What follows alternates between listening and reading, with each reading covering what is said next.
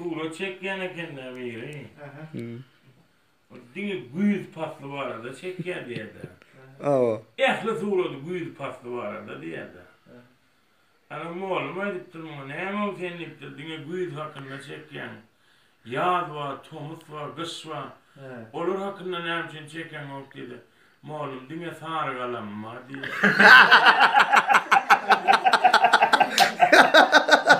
Emrah ay tamam. Aynen bana. Aeroportta yatırken ne bir heptiler bir yatıptır da. Ayağının oğlunun bir görüptü de şu oğlun ittir yaman şu tayda köpten ver yatırlar bu havaralarını. Ağam ne mi o bir yerde lay köpten ver Malis'le bir gelmen mi diktir da. Yok lay Türkiye'ye gidecek olan o bil tabam yok diktir. Ayol mesele değerliktir pulun var mı diktir bana ne açı otur. Getir verdik diktir dokumentler cema o.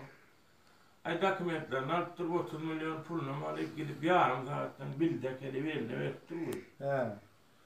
Ağam deyip duruyor samalıyordu, bağırlardan geçen de gepleyemeyin deyiptir.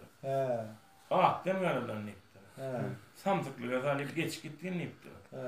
Sunkoda arak bilen goğurdu o mava deyiptir.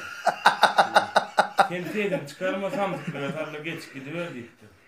Samalıyordun içinde de gepleyemeyin deyiptir. Ama ilk var drone'dan düşürmeyen yerine şu samalıyotla yedin hakelerler. Ay doğru deyip bulan minittir aynı şeyler geçiptirler.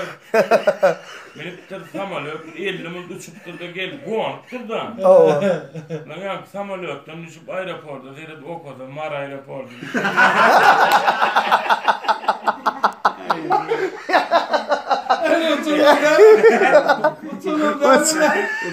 Bunlar Mar aeroporda bunlar bunlar. Mar resmini de koyuttular mı yani? 30 milyon. Ya bu webtron. İki tane gelin bu da gurrum eden oluyor diye.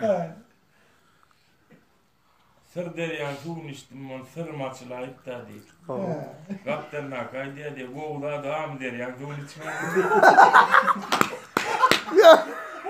Ama ben sandım.